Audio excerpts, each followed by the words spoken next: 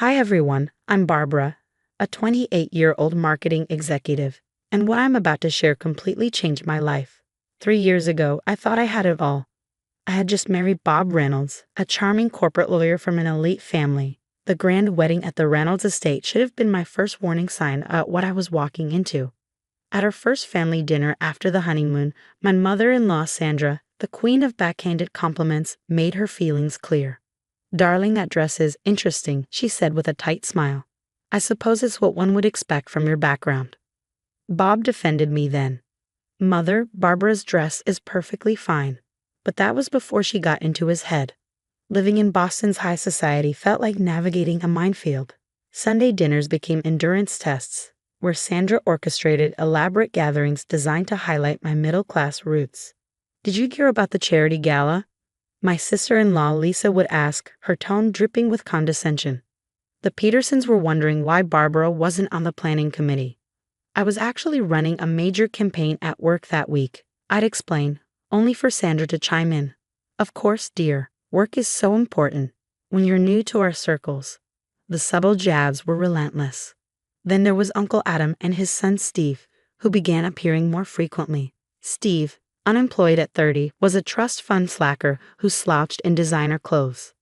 "Barbara, didn't you mention your company was hiring?" Sandra would ask sweetly.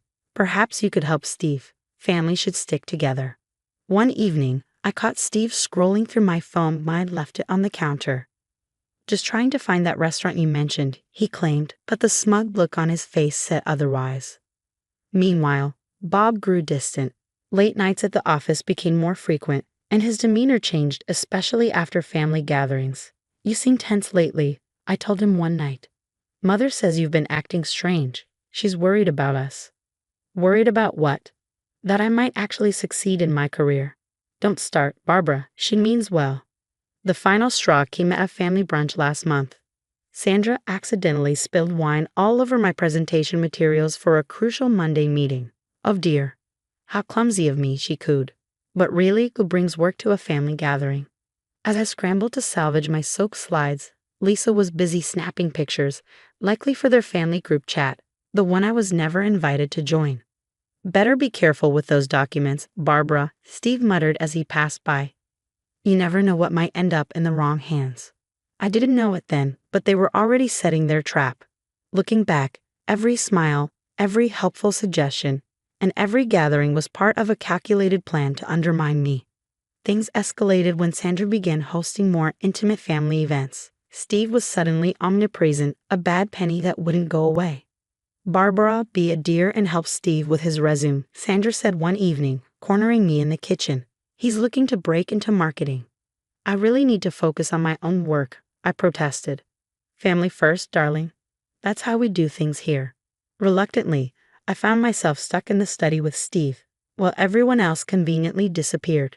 "You're not like what they said you'd be," Steve remarked, leaning in too close as I skimmed his pathetic excuse for a resume. "Who said what about me?" "Oh, just family talk. Mother thinks you're interesting." After that, I started noticing odd things. My laptop would be slightly out of place, files on my desktop were rearranged, and despite changing my passwords, mysterious emails kept appearing in my sent folder. One night, I confronted Bob. "Why are you home so late?" "Work," he said tersely. "Not all of us have time to help Steve with his career moves." "What's that supposed to mean?" "Mother showed me the photos of you two in the study." "We were working on his resume," your mother insisted. "Right, just like you insisted on sending him those flirty emails." My heart sank. What emails? Opening my sent folder, I found dozens of messages to Steve, intimate, suggestive, and completely fabricated. I hadn't written a single one. Someone had access to my accounts, and it didn't take a genius to figure out who was behind it. During a dinner party, I overheard Lisa on the phone. "Yes, got more pictures. She's always touching his arm or laughing at his jokes." Bob's starting to notice. My blood ran cold. I wasn't doing any of that. They were twisting everything. One afternoon, I came home early and found Sandra at my laptop. She jumped back, startled. "Oh, I was just looking for that cookie recipe you mentioned." That night, I discovered new drafts in my email, love letters to Steve, written in a style disturbingly close to my own. "You've been spending a lot of time with cousin Steve," Bob said coldly over dinner. "Your mother is forcing these interactions," I protested. "Don't blame my mother for your inappropriate behavior," he snapped. That was the breaking point. I began documenting everything: Sandra's unexpected visits, Lisa's phone always poised for incriminating photos, and Steve's increasingly bold comments. "We should meet privately," Steve suggested one day, his tone dripping with insinuation. "I have some interesting things to show you." "Like what?" I asked. "Emails, photos, things Bob might find enlightening." That's when it hit me. This wasn't just petty toxicity. It was a calculated attack. I installed a hidden camera in my home office. The next time Sandra visited, I caught her on tape installing spyware on my laptop. The final piece of their scheme clicked into place when I overheard Lisa and Steve in the garden. "Mom's plan is working perfectly," Steve said smugly. "Once Bob sees the love letters, that gold digger is done." "What about the photos?" Lisa asked. "Please, I can make any innocent moment look scandalous with the right crop and caption." I felt sick, but I kept my poker face. They thought they were clever, but they didn't know who they were dealing with. I quietly gathered evidence, biding my time to strike back. The ambush came on a Sunday afternoon. Bob stormed into the dining room and threw a stack of papers onto the table. "Want to explain these?" he demanded. They were the fake love letters to Steve. "Those aren't mine. Someone's setting me up," I said. "Really? They're from your email, your laptop, your writing style," Bob countered, his voice icy. Right on cue, Sandra, Lisa, and Steve entered the room, their faces painted with mock concern. "We're all here because we care about you both," Sandra said, her voice dripping with insincerity. "Tell them the truth, Barbara," Steve added with a smirk. "About our special connection." "What connection? You mean the one you and your family fabricated?" I shot back. Lisa held up her phone. "These photos tell a different story. Look how close you're sitting in this one." "That's because your mother forced us to work together," I retorted. Steve chimed in. "I have texts from you. Very intimate ones." "Show me the actual phone they came from," I challenged. "Not screenshots." "They were deleted for discretion," Steve said smoothly. Bob wouldn't even look at me. "Our department confirmed these emails came from your devices," he muttered. It was time to play my hand. "Did they check when the spyware was installed?" I asked, pulling out my phone. Sandra's face twitched. I hit play on a video of her installing the spyware on my laptop. "I was just trying to protect our family," she sputtered. "By framing me? Creating fake emails? Making Steve stalk me?" "Don't be dramatic," Lisa snapped, but the panic in her eyes betrayed her. I wasn't done. "And here's another gem," I said, playing my second recording, a smug Steve bragging about their entire setup to one of his friends. "It's all a misunderstanding," Steve stammered. "Like how you misunderstood corporate finance at your father's company," I shot back. His face went pale. During my digging, I'd uncovered some very interesting transactions in their company accounts. "What's she talking about?" Bob finally looked at me. "Nothing," Steve said too quickly. "Go ahead," I said, turning to Bob. "Show them what you found in my accounts, every email, every file. Because I have the forensics report showing when and how they were created. Timestamps matching Sandra's visits to be exact." "You ungrateful little," Sandra started, but I cut her off. "Careful," I warned. "Everything you say is being recorded, just like I've recorded everything for the past month." "You're bluffing," Lisa said, but her hands trembled. "Like you were bluffing about those photos." I smirked. "The ones you admitted to doctoring, and those texts, Sandra." Bob stood, his face conflicted. "Mother, what did you do?" "Only what was necessary," Sandra hissed. "She was never good enough for you." "Good enough?" I laughed. "While you were all busy framing me, I found where the real scandal was.